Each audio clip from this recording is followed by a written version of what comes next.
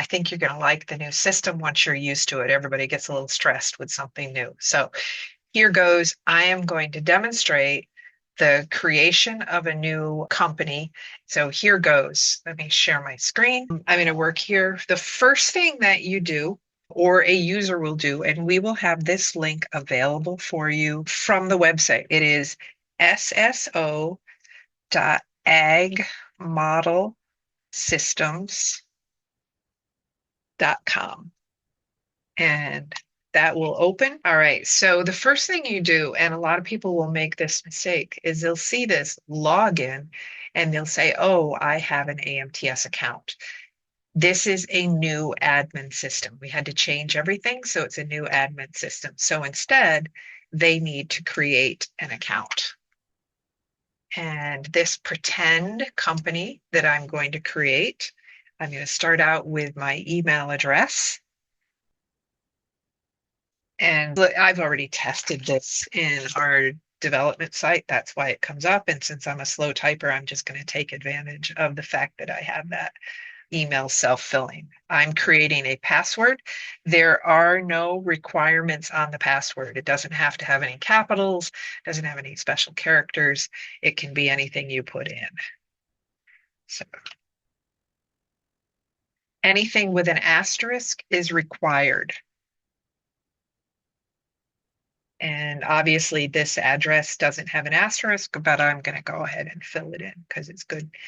And I believe the distributor I have is in Antigua, and there's no state, so I don't have to fill it in, no zip code, and you do have to put in a phone number. So I'm going to pretend like this is a real number instead of my usual 111.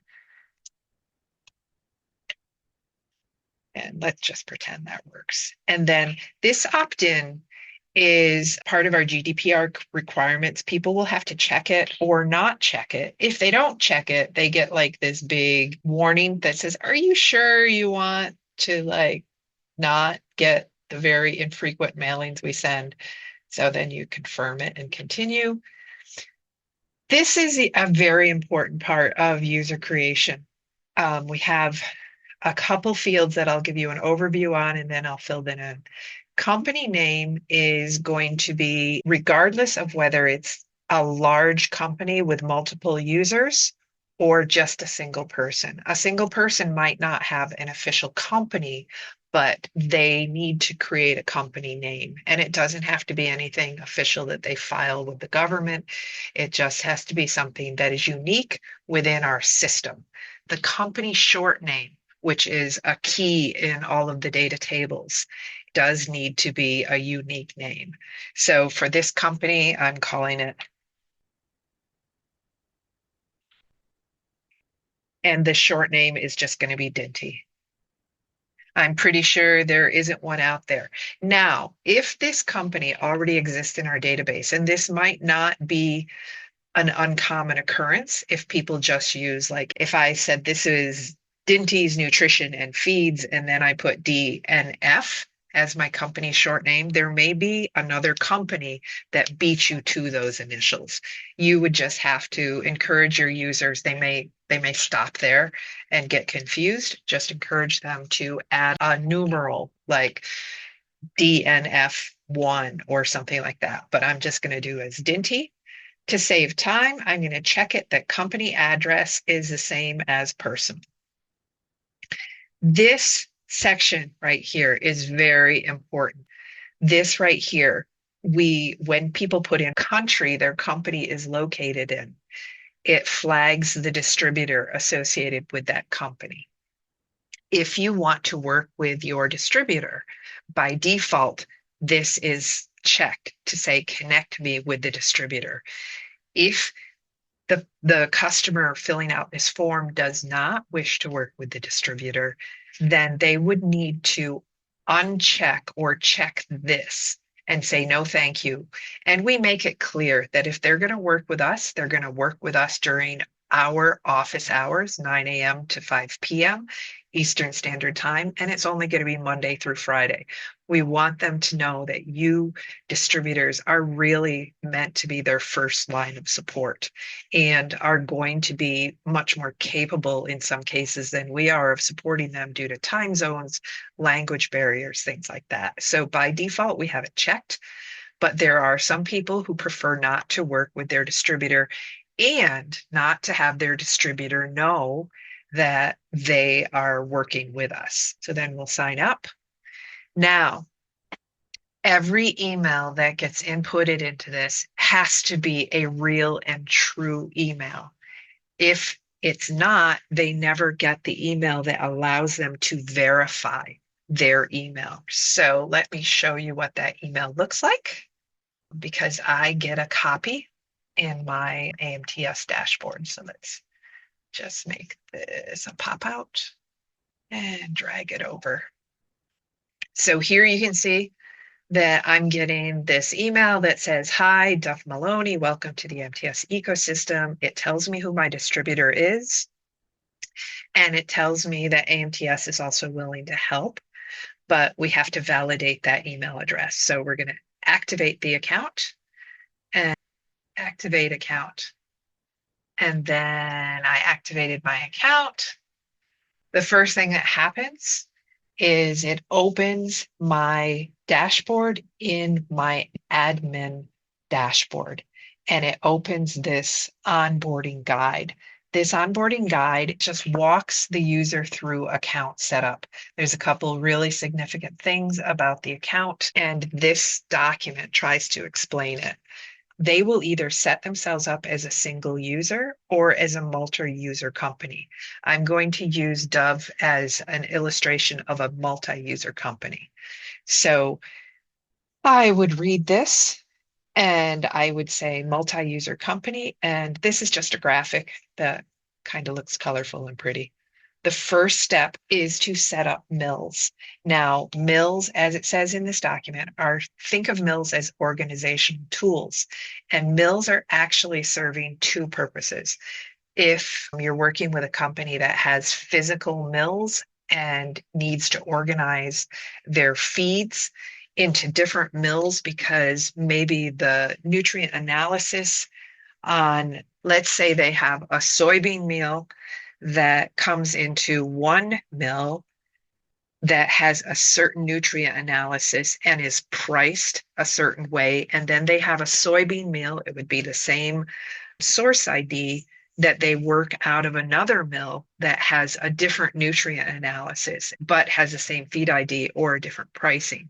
So in that case, they would want to be able to have two mills from which their nutritionists can pull whichever soybean they usually work with on the farm. So that is a case of where the mill acts as a feed sorter.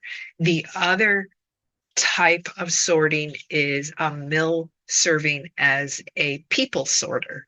And this would be the case of maybe a multinational company where they have nutritionists who work in Asia, they have nutritionists that work in Europe, they have nutritionists that work in the United States or in North America, and nutritionists that work in South America. And they would then use that mill term to establish the regions that their nutritionists work in. And sometimes a company will have both. They'll have physical mills and they'll have regions. And sometimes people in one region may work with multiple mills, and a single mill may serve multiple regions depending on how the company is organized. So just know that that is what you need to be thinking of to set up a mill. So we'll go to mills and set one up. So the first thing you do is, by default, when I created my company, a mill was created called Dinty's Mill. And it is my default mill unless I want to change that. And that is because we can't have anybody forgetting to create a mill because they're a single user and they don't think in terms of sorting things out. Well, they're still going to need to assign their farms to mills so that they can be visible in Silo and be uploaded to Silo and be able to be shared. Everything is keying off that field called mill in our farms table. So we're going to create another farm or another mill, and let's call this mill Glendalore. And we're going to just short name it Glen. And if you are working with somebody who uses Brill formulation mill software, they need to have a plant code and they know their plant code. So they would put that in here.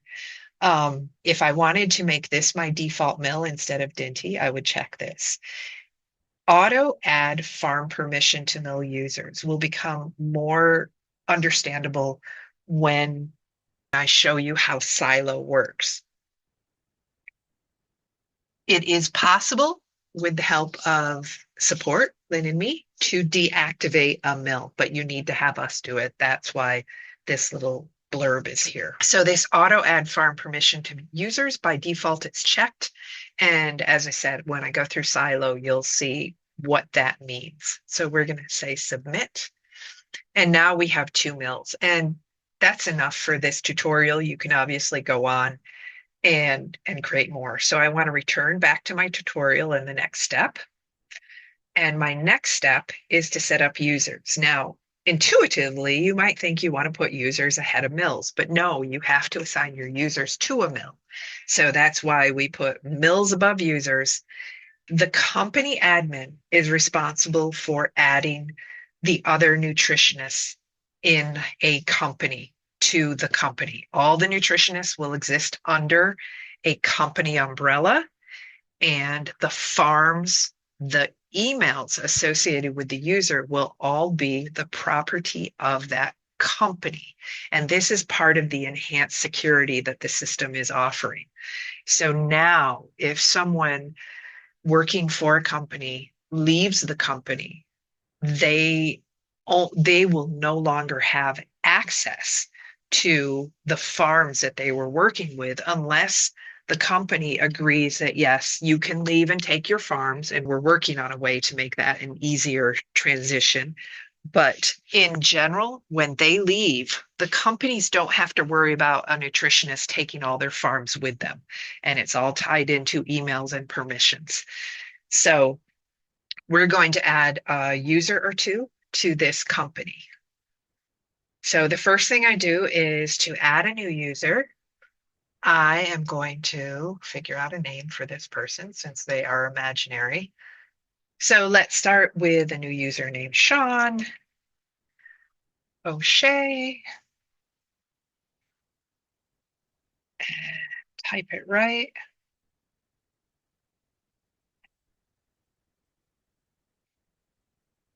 And then the email again is important.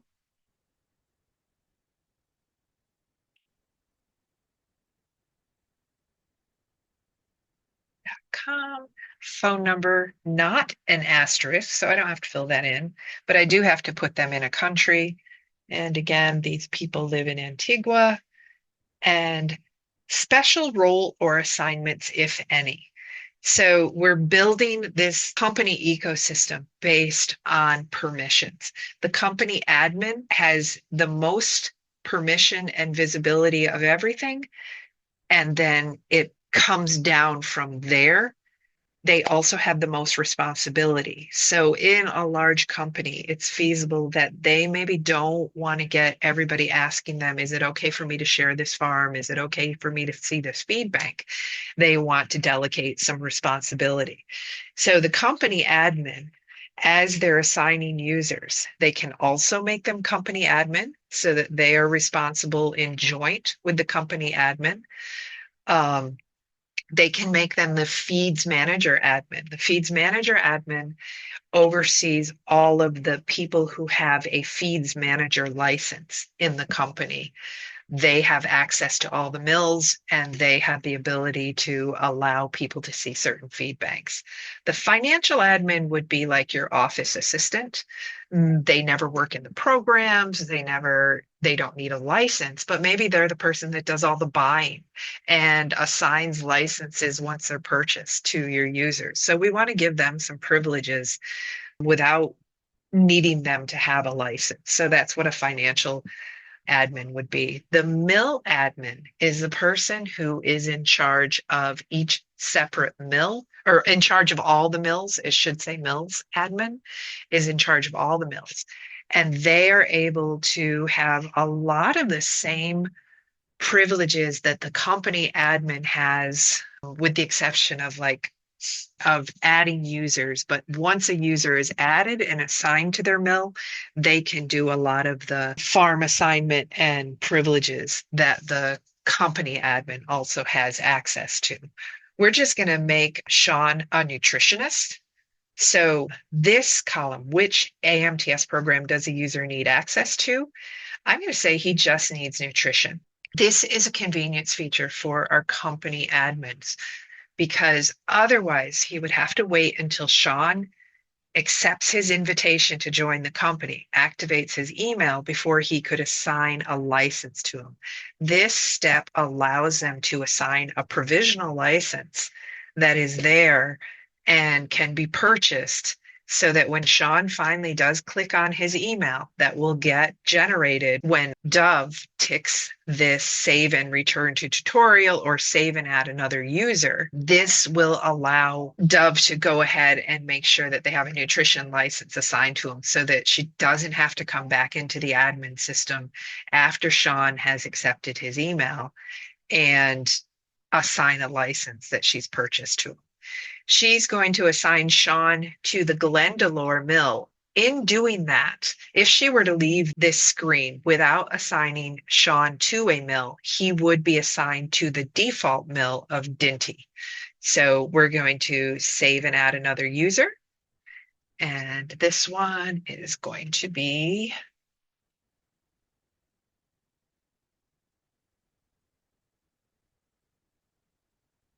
a person named Emmy.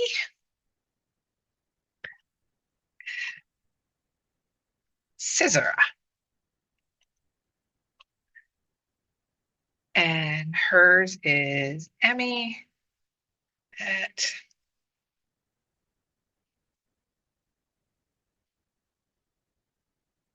Antigua.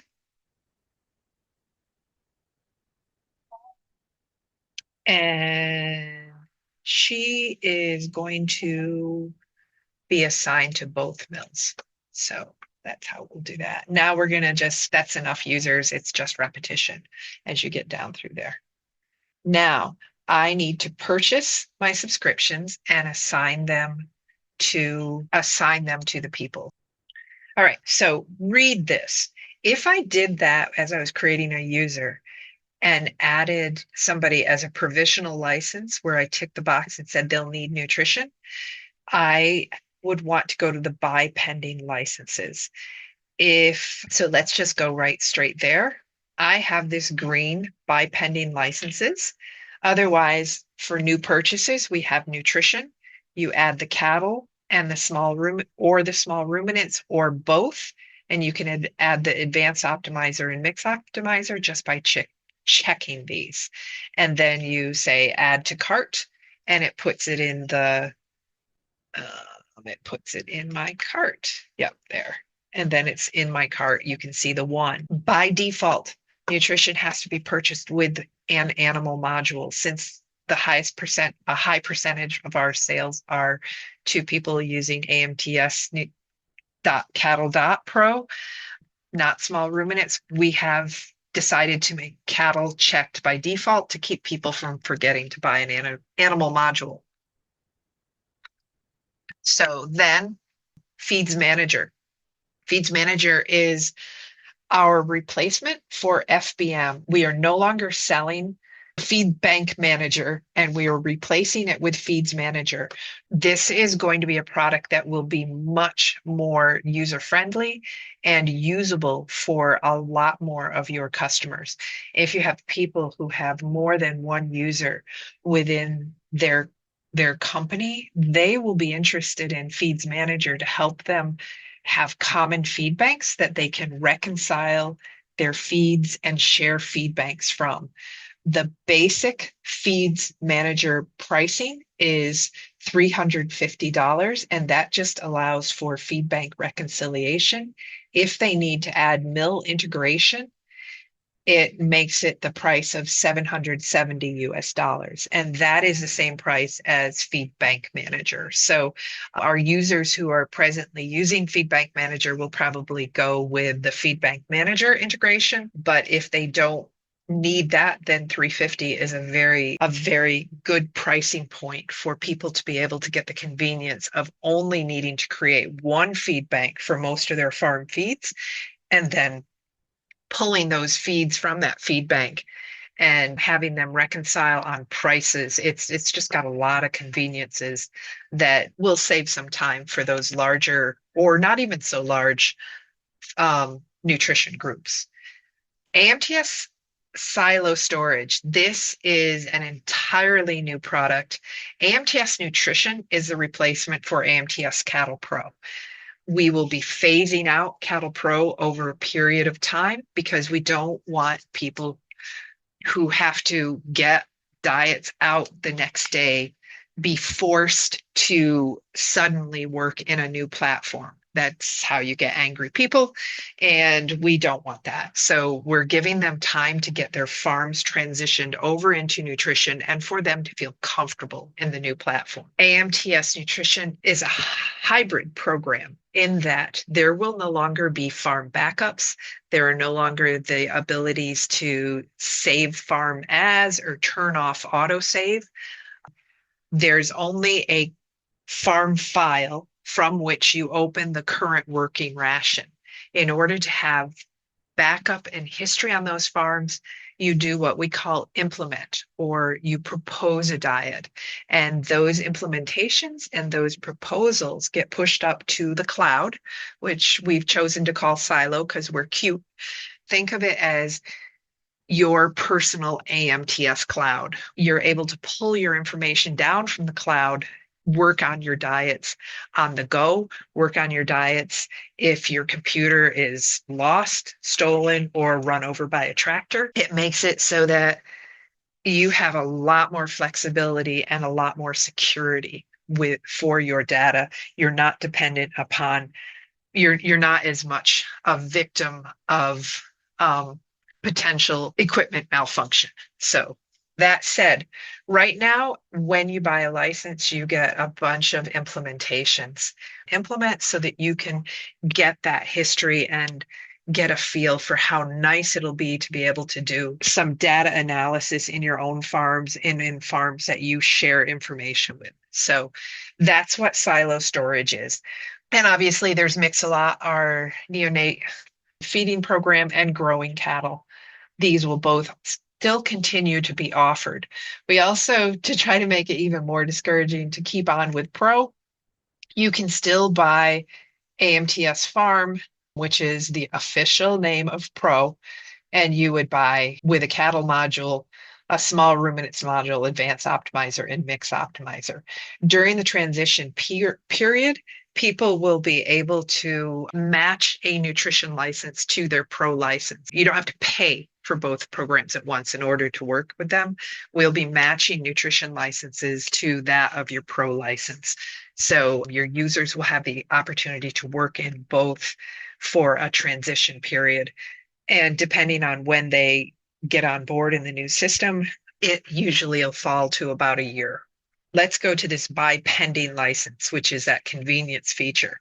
As you can see, I have a license for nutrition for Emmy, a license for Sean, and then a license for Dove, a feeds manager. That got created automatically for her because she's the head of the company. If you don't need any of these licenses. Like if you're a single user and you don't feel like you'll use Feeds Manager, although it will be handy for making a feed bank that you can reconcile on all your farms, you would just X out of it here. If you want to add any modules, you just check the box. And we're going to go ahead and check all these boxes. And then I am going to add those to the cart and go to the cart. So that first one that I added, just to show how you buy it, I don't need that one. So I'm taking that away. So now I'm going to check out and it's all good. So after I have finished paying for things, I can either go to my subscriptions and assign them if I haven't done so already. If I don't have somebody to assign a license to, I can add another user, or I can return to the subscriptions and buy more. Here, I'm just going to return to this tutorial. And then your final step is, after you've bought licenses, step 4 is, and this is important, people forget about this, is you have to remind your company users to download the program. Buying it doesn't give you access to nutrition because it's a downloadable program any more than buying Pro and getting a 16-digit key gave you access to Pro. You still have to download the program. So now I'm going to go home. And the downloads is here on the home screen or the projects page. Program downloads, and I can just download it here and it'll start. Then that is the management for a user setting up their account. Now they're able to see their users on their screen. You can see that these two people have been invited, but they have not yet activated their accounts. You can see what they, as a company admin, you can see what mills they belong to, and you can see the number of implementations available to your company. You can also see the roles, and you can see your purchase history. An important part, and this is on everybody's dashboard, is this resources tab. Here we have helpful videos, and this is talking about the new 656 biology. Please review that. This is a video done by Dr. Mike Van Amberg, who was one of the researchers moving this biology forward. Tom will be generating a video that will sort of walk you through on a more practical basis so that you can both understand the biology and understand how that may affect your diets going forward. This video right here, converting from AMTS Pro Farm to nutrition. If you click on the arrow, it opens up the YouTube page and it takes you straight to that conversion process. This is a very, very good video to watch. Your people will want to have their accounts created and their nutrition program activated before they try to convert any farms. So this video walks them through that. And again, you'll be able to find any video that I create that helps with program process located here under these help videos, and it's just a link to the YouTube page. There are also articles. This talks about the CNCPS biology, then tips and discussion. Tom has been writing up some letters that he's been sending out to our beta testers and our new users of the nutrition platform. And I've put these up here as a PDF so that you can go ahead, if you didn't read them already, you can open them up. Let's see what it's like. Yeah, it opens them up as a PDF, and you can read some of the information that Tom has been offered. As he continues to do this, I will go ahead and put that here. So it's an easy place. It's almost like a newsletter, only it's a little less formal and certainly less predictable in when it'll be issued. But as we implement new features and as we move through this new and exciting time with our programs, there will probably be a fair number. This is kind of taking the place of the old blogs that we used to write, but nobody reads blogs anymore. Nobody has time. This gives them an opportunity to this will give you an opportunity to access anytime without searching around with it. Again, this SSO site is your portal to all things AMTS, and this is going to help you get to places. Feeds Manager program is again the replacement for FBM. And right now, there are no feeds in the Dinty company feeds, but we'll come back to how you would set up a new Feeds Manager program. All right, so that is how a user sets it up.